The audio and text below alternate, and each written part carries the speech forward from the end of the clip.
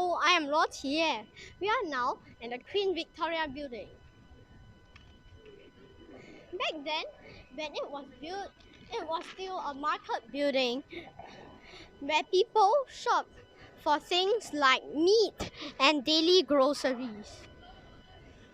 However, it soon fell out of use and they decided to demolish it to build a car park.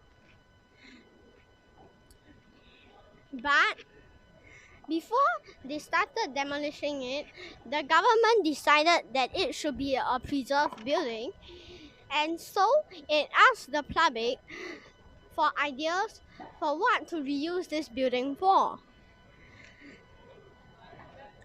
The idea that was chosen was to make it into a shopping mall, which is what it is now. Now it is a busy place with a lot of people shopping in it. The highlights in it include the marble staircase and the multiple clocks with decorations in it. Now we are going to look inside. The mall is full of onyx clocks like this with decorations like castles and columns in it. Even the railings are full of decorations. The tiles also have patterns on them. As you can see from here, this is a busy place with a lot of shops. After a few minutes walk, we have finally arrived at the Sydney Tower Eye, the currently tallest building in Sydney, but will be later overtaken by Salesforce Tower. This tower's base is a mall called Westfield Mall, and it's one of the busiest malls in Sydney. The tower is standing on top of the mall, supported by a long turret reaching up to the big golden tub over there and some strings. The big golden tub includes a restaurant and cafe and an observation deck. And on top of the big golden tub is the skywalk, the tallest accessible level of the tower and currently the tallest accessible place in Sydney, where you can get a bird's eye view of the entire city. Now we are at Aurora Place. It consists of two sail-shaped towers. One is an office building and another is an luxury apartment block. The architect, the renowned Renzo Piano, designed this to reflect on the shape of Sydney Opera House.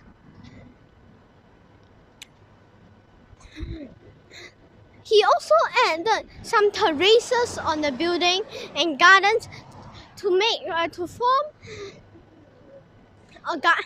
a sort of a garden tower.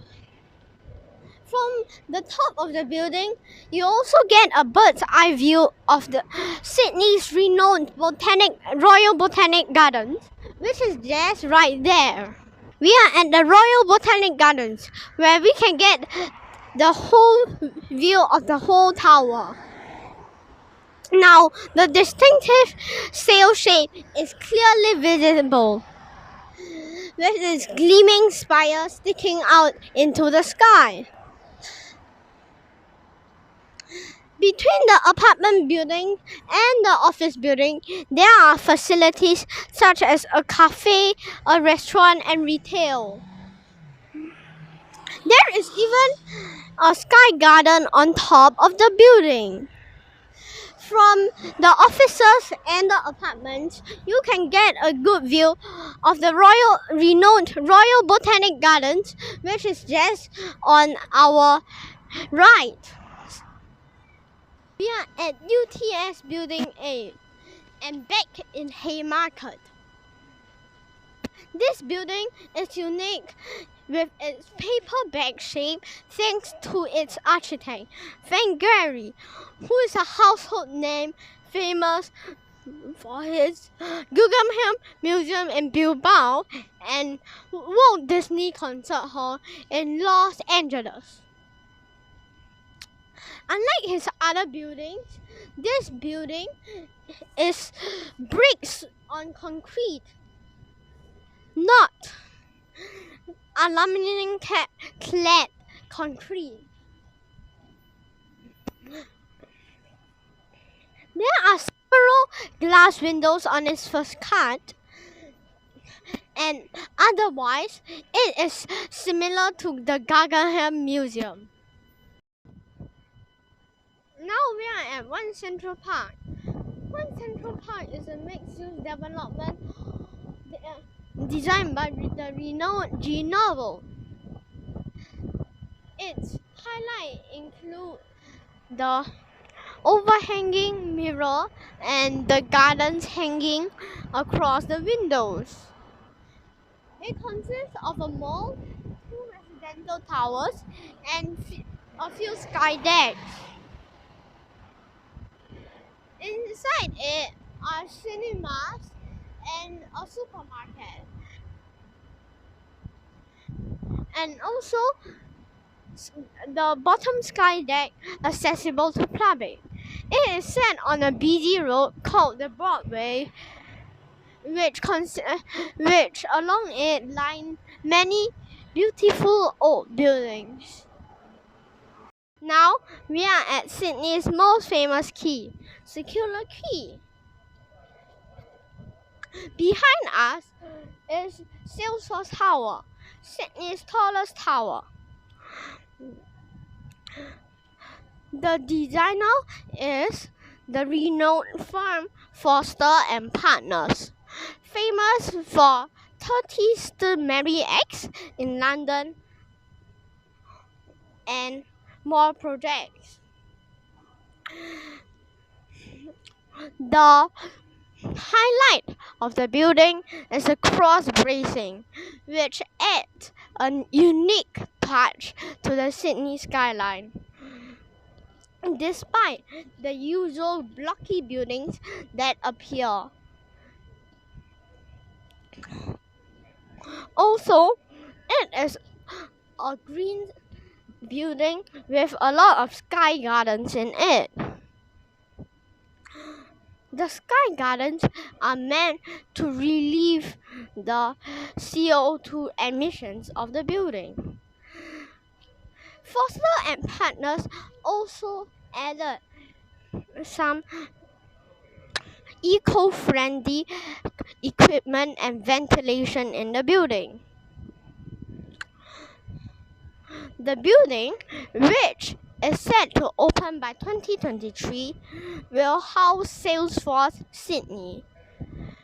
Salesforce is famous for some of its building tall towers worldwide, which among them are some architectural icons like Salesforce Tower in San Francisco, also the tallest building in that city.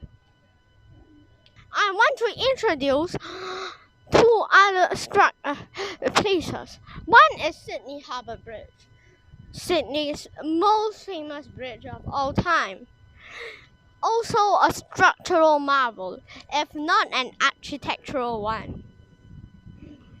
Many of cars pass by this busy bridge every day. One point of it is at the Rocks. Another point of it is at North Sydney.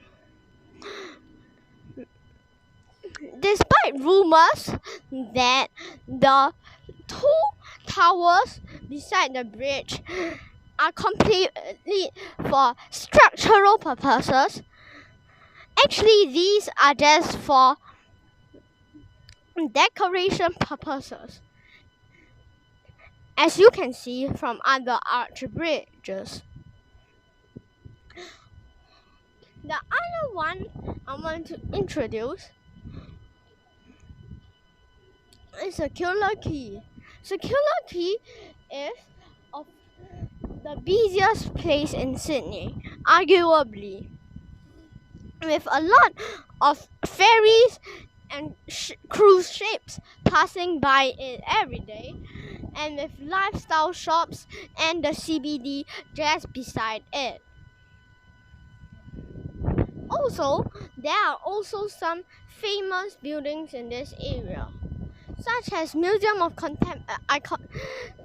Contemporary Art and Modern Icon. We are at the Opera House. The Opera House consists of a few shelves, which include the concert hall, the theater, and other spaces. The Opera House was the result of a competition for an art and performance venue on Bennelong Point, which is where we are standing on right now. The principal architect of this project, John Adson, was the one who directed the construction of the shells and designed the shells design. John Adson was also recognized as the main architect of the project. However, after hitting deadlines and a change of government, the Opera House architect changed hands to Peter Hall. Peter Hall was demanded to simplify the design to reach the deadline. He also faced many challenges because of the lack of early design plans. Most of the halls inside were designed by him, with the exception of the Adson Room. Recently, the Opera House was renovated. John Adson was invited back to create a list of things he wanted the Opera House to be. Reluctantly, he agreed and did what they wanted him to do. After that, a consortium of renovators and experts in Opera House acoustics renovated the Opera House. Now, it is fitted with even more modern technology and better acoustics. The Opera House hosts a wide variety of events, from boxing shows to normal theater shows like operas, musicals, and concerts, to other events like comedy shows and magic shows. Today, the Opera House is widely recognized as an iconic masterpiece of John Adson. We are at Sydney Tower Eye, the tallest tower in Sydney. During the construction of this tower, the building group faced many challenges. However, they achieved it in the end. Now, I am going to introduce some of the buildings we went today. The first up in line is Aurora Place. Aurora Place is a sail-shaped building designed by Renzo Piano, as I said earlier. Also here is Dutch Band Building, an iconic building in Sydney famous for its staircase and triangular shape. In front of us is Australia Square, designed by a popular Australian architect. Salesforce Tower is behind it, with its glass shining in the sun. Other Sydney icons include Sydney Harbour Bridge and Sydney Opera House. So now we are going to the other side to continue viewing the city. From here, Queen Victoria Building is clearly visible. It is a grand shopping mall. On the other side, Anzac Bridge and Sydney Fish Market can be seen. Anzac Bridge is a bridge lined with war memorials, while Sydney Fish Market is a place where you can get seafood for a sort of reasonable price. Now we are going to the other side to see more structures.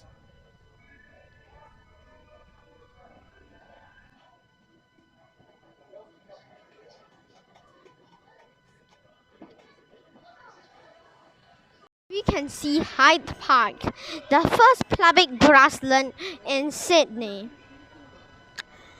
Also there is St. James Cathedral, which is at that corner there. St. James Cathedral is a famous cathedral for its Romanesque architecture and also one of the grandest and biggest cathedrals in Sydney.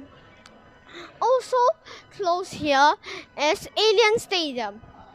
Alien Stadium is a popular sports and concerts venue, and it is very busy whenever sports and concerts events are held there. From here, I conclude my travels to Sydney. Sydney has been an amazing place for me, including the novel experience of riding a tram. I like the way Sydney preserves its architecture while providing chance for future development. Also, it is eco-friendly, which makes it unique. It even recently banned plastic products. So, see you then. Meet you in Melbourne. I have finally arrived in Melbourne. Now I am at Collins Place, made of two office towers, one of which is mostly a hotel.